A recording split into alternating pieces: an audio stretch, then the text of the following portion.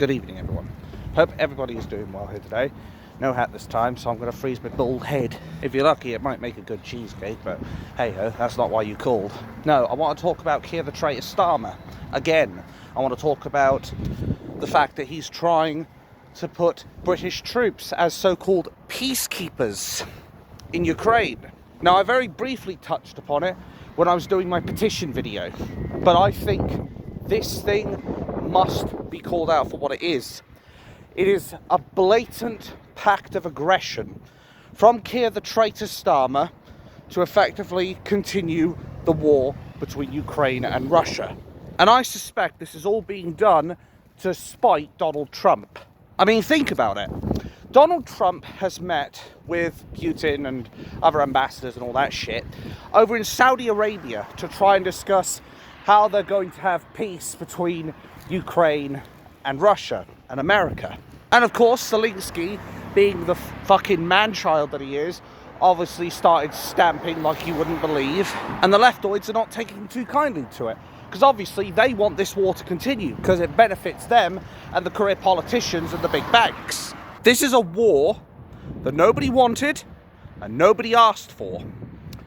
While you can say that Vladimir Putin should not have gone out of his way to invade Ukraine, the thing you have to remember is he was provoked. That is what the mainstream media is not going to tell you. Russell Brand in particular brought this point up, that there was a shadow war going on between, I believe it was the CIA and obviously Russia. So all the mainstream media then tried to twist and spin a yarn and basically say, oh, it's an unprovoked attack on Ukraine when Vladimir Putin went to invade Ukraine. But they can't sit here and say Vladimir Putin is the only moron in the room, quite frankly. And we all know how the EU and the leftoids feel about Donald Trump and their whole mentality of orange man bad. Try Crimson, it looks a little bit better. Actually, I think that was an episode from Doctor Who. Anyway, the thing is, they can keep slandering Trump all they want, but slander doesn't change facts. In fact, all it does is it proves that you're getting closer to the target. Isn't there a saying that the flat gets heavier when you get nearer to your target? And I mean, he is now president, so clearly he's been receiving a substantial amount of flack. I mean, can you name one other political leader that has faced 3 attempts on their life in the 21st century? You won't be able to. And the leftoids were all given, for the most part, a free pass to basically incite violence and murder on Donald Trump. But of course, the mainstream media won't tell you this. You know the drill, folks, because say it with me, it doesn't suit the narrative. But I know I'm detracting a little bit from Keir the Traitor Starmer, so let's bring it back onto him. Bearing in mind, this guy was openly slandering Trump before Trump got into the Oval Office. He was actively against Trump. And hell, he's even tried to make a deal with the Shargo Islands without even consulting Trump. And we all know how that went. And Trump has basically been calling out Keir the Traitor Starmer on all this nonsense. Isn't it interesting, though, how Donald Trump seems to be the only adult alongside Putin in the room, basically trying to get peace sorted out. In the meantime, we have the EU, we have NATO, we have the Ukraine, who are all vying for war to continue. I suspect there will be the odd person or two who comes along and says, "You're a Putin apologist." No, I'm not. Let me be clear. I do not approve of what Putin did as far as invading Ukraine is concerned. What I will say, however, is you cannot expect someone who is backed into a corner to not show their fangs. You cannot expect Vladimir Putin, being the Russian bear that he is, to not react when he's constantly getting poked with a stick, quite frankly. That's like shooting a beehive with a paintball gun and expecting the bees not to defend their home. And as they always say, the more you fuck around, the more you're going to find out. And the way I see it, Keir the Traitor Starmer is definitely the king of FAFO, the way I slice it. Just to briefly dip off to the side as well, because there is another story that needs to be mentioned that is quite relevant. And that is that Keir the Traitor Starmer has been meeting with Muslim leaders. Even met with a Muslim extremist, or sorry, Islamic extremist. I think right now, the place Keir the Traitor Starmer needs to be going is to HMP Woodhill. And he needs to be saying to Nicola the Monster Marfleet, look, we're breaking human rights laws here. We need to release Tommy Robinson, because otherwise we're going to get stroke number one. We are going to get an absolute bollocking from the EU. Well, more or less the ECHR, but you know what I mean. But it shows you where his priorities are. And I already mentioned this in the past. Keir the Traitor Starmer is focusing more on the Muslim community than every indigenous person here in Britain. The way I slice it, this man is a complete sectarianist bastard and always will be. And I know this is kind of the language that Richard Inman and Paul Thorpe, they're not really a big fan of saying these kinds of things. But I'm not afraid. You can put it in all of the papers. Read all about it. Read all about it. Good song, that. Anyway, they can fucking put it in the papers for all I care, that I think that Keir the Traitor Starmer is a sectarianist bastard. I couldn't care less. I mean, he seems more interested in protecting them and not sending down all of the terrorists and R-ists and the murderers when they're going out and committing crime. Oh, but they're more than willing, as of recently, they're willing to send someone down for sending an email they found deplorable to Jess Phillips. I believe it was 28 weeks. Now, I haven't seen the contents of that email, but what I will say is this. If that email had threats to her in any way, shape or form, like, I'm going to come and beat you up, or I'm going to come along and fucking kill you, etc., etc., then yeah, maybe he does deserve to go to prison for that, because you can't go threatening people's life with that shit. However, if it did not contain anything like that, or inciting violence or terrorism towards anyone, then frankly, that sentence is about as deserving as Keir the stroke number 2, as Keir the Traitor Starmer's title of Sir is. But why would we want to send our own armed forces into Ukraine? And I'll be clear on this. I want a peaceful solution for this conflict in the East. Oh, abso-fucking-lutely. I want peace with Russia and Ukraine. What I have a problem with is the method which Keir the Traitor Starmer is doing it. Because what do you think Putin's going to think? That English troops are going into Ukraine? What do you think he's going to think of that? He's going to see that, at best, as a foolish move. At worst, he's going to see that as an act of aggression, reinforcing the enemy.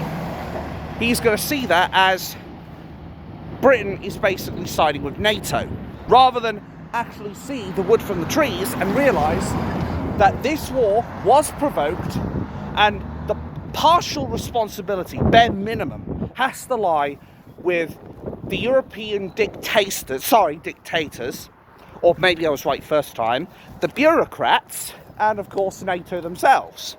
But that's something, of course, the mainstream media are not going to want to tell you. But then these days, common sense has become increasingly uncommon these days, as is evident with Keir the Traitor Starmer. Now, I am going to use this part of the video just for about a minute or so. I am going to put out the petition that I've put out to ideally put Tommy Robinson bare minimum in a open prison, or ideally to release him. Hey, buddy! To release him from prison, because at the end of the day, Tommy Robinson is at best a civil prisoner, and at worst, he's not even a criminal at all. He shouldn't even be in jail, quite frankly. At the end of the day, who were the first ones to leak silenced? It would be the Americans that did that, not Tommy.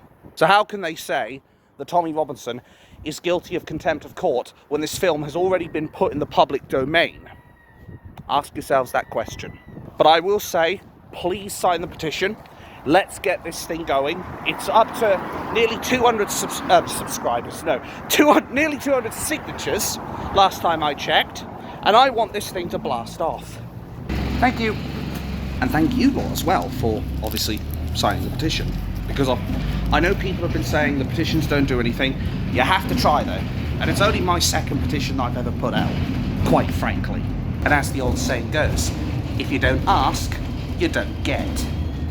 Maybe when it gets down to like the 4th or 5th petition, maybe then I'll stop. But now as far as the troops are concerned, as far as our own armed forces are concerned, none of them should be going to Ukraine. None of them. I tell you who should be going to Ukraine though. All those illegals that are living in our 4-star hotels. They're very handy with a knife. Why don't we go and send them off to the war? Because these guys, most of them, are not fleeing from war. They're actually, in some cases, trained fighters, or at best, are fighting age men who definitely fit the description of people who are ready to go to war, quite frankly. If anybody should be sent over to Ukraine, why don't we give these guys a shot? We'd be killing 2 birds with 1 stone. We'd be deporting all the illegals that have no legal or human right to be here, and we'd be saving ourselves money as well as protecting Ukraine, quite frankly. Of course, this obviously goes against what I said earlier, that we shouldn't be getting involved in this war. But the way I slice it, if we need to send anyone, they're definitely a pretty good fit, I would say. And if they don't know how to use guns, oh, I'm sure the Ukrainians would be happy to teach them. But what it boils down to is we don't want these people who've come from their third world shitholes, a lot of them, or basically people who have, as said, no legal or human right to be here. We don't want them in this country. We don't want these people potentially being parasites. We want them out. And let me be clear on this. Sorry, I'll wait a moment. Right, that's a bit better. Let me be clear on this. I am not saying that we should be deporting every foreign person that comes here, because that is not what this is about. I stand wholeheartedly against any form of racism. I am all for people coming over to this country to work, to actually contribute, to actually integrate with our society. A lot of these people that have been coming over the channel as of late, they are not willing to integrate. They want to push their so-called religion of peace down our throats, and they want to say that they need to wage jihad. Now, I don't know about you, but they don't sound like people that want to integrate or want to work. They sound like people that want to invade and take over this country, quite frankly. Well, why don't they go over to Ukraine and fight? Surely that would be a better way for them to do stuff. Actually work for the Ukrainians and actually contribute something there, rather than try to leech off of us. Because I'll tell you one thing. There are a lot of people who are actively speaking against going to war for Keir the Traitor Starmer, because he does not represent us, or at least he does not represent the vast majority of us. He certainly doesn't represent patriots. He certainly doesn't represent Britain. The only thing he represents is the WEF and Davos and BlackRock and all the other shill companies. He does not represent the core values of the British people, or the will of the British people. In fact, I've got a proposition for Keir the Traitor Starmer. Why don't you go out and fight? A leader always leads out at the front, right? Set an example. And when you go out to the front and you've tasted a little bit of action, you come back to me and see how you feel. And I think you'll get a pretty good understanding of what it's like to actually be fighting in somebody else's war. You'll get an understanding of why we are not interested in fighting an enemy that does not threaten us. Need I say more? The bottom line in all this is that we, the British people, are not interested in fighting other people's wars so that banks can become rich and Keir the Traitor Starmer can enjoy a paycheck. And I tell you right now, if they try to conscript us, they try to get me to serve in the army, I'll tell them right there and then that they can fuck off. Because I'm not going to fight for a man like that. I'm not going to fight Keir the Traitor Starmer. Oh, sorry, I'm not going to fight for Keir the Traitor Starmer. I'd sooner... No, I can't say it. Principles and law breaking and all that shit. But you can probably hazard a guess as what I would think. All I'll say is it does involve a weapon, and leave it at that. But I certainly wouldn't be using it on them. That's the way I slice it. I will never, ever, ever fight for a Prime Minister that does this to his own people. Never. I would sooner turn the weapon on myself. And anyway, surely Keir the Traitor Starmer can't go fighting Ukraine or Russia or whoever. He surely can't be doing that, considering he's on the verge of a civil war here in the UK, quite frankly. Like, this guy has got about as much popularity as a joker at a funeral. The guy has more black spots than a leopard, and has more moral bankruptcy than the devil himself. One more? Oh, go on then. He's also about as welcome in this country even, as a nonce is in a nursery. I mean, let's face it. I think the vast majority of us will agree that if we had a choice between having a table with Keir the Traitor Starmer and having a table with Vladimir Putin, I think a lot of us would rather have Putin, quite frankly. At least you know what you're going to get with him. Whereas Keir the Traitor Starmer, he keeps changing his excuses, he keeps changing his stories, like he changes his underwear. He keeps lying to us, he keeps slandering this so-called mythical group known as the far right, which is basically the indigenous British people, and he keeps on trying to align himself with an Islamic death cult, basically. As I've said before, Keir the Traitor Starmer is making history, alright? He is definitely doing that much. I'll say that much about him as devil's advocate. Thing is, though, the only thing he's making history on is he's going to make history as being the worst Prime Minister we've ever had for the next 1,000 years, and probably of all time as well. Thank you! The way I see it is if being unpopular was a bloody contest, Keir the Traitor Starmer wouldn't even be let in, because the guy would be like, sorry, no professionals. Now, I've got to get ready, because obviously I've got to get home, got to get myself changed, got to have some tea, I'm having something nice from HelloFresh again, and I think I'm going swimming tonight. And I think I still remember how to swim, or at least I know how to do the breaststroke, you know. No, jokes... Fucking hell. Jokes aside, I think I just about know how to swim. That's the thing. And in this world, it is a matter of sink or swim, quite frankly. And isn't it ironic that somebody that looks like two people is going to be able to swim around a bloody swimming pool, whereas Keir the Traitor Starmer, if he was even given the kiddie pool, rather than be able to swim, he would most definitely sink. And he'd somehow be able to turn that bloody kiddie pool into a black hole. The same black hole he keeps claiming that £22 billion of is at. The way I see it, the only thing that black hole is full of the lies that Keir the Traitor Starmer is known for telling us. But the final note on this video is basically going to be this. Rather than focus on Ukraine and Russia, Keir the Traitor Starmer, because clearly that's out of your league, focus on sorting your own shit out. Sorting your shit out here in Britain should be your priority right now, because you are not very popular.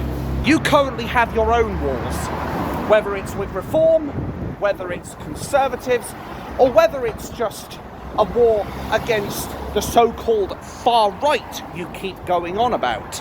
And I think at this point, for you, Traitor Starmer, it should be a matter of making sure that you have your own footing secure, rather than trying to step foot into other people's countries.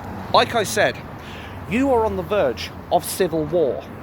You will be the first Prime Minister in history to cause a revolution if you don't sort your shit out. Actually, do you know what? Keir the Traitor... Stroke number 3. Keir the Traitor Starmer reminds me of mythology. I'm surprised we don't have our own at this point. I mean, we had people like Ares, who was the Greek god of war. We had Anubis, who was the Egyptian god of death. We had, I think it was, what's his name? Was it Balder? Who was like the god of Ragnarok or something? Or was it Hel? I can't remember.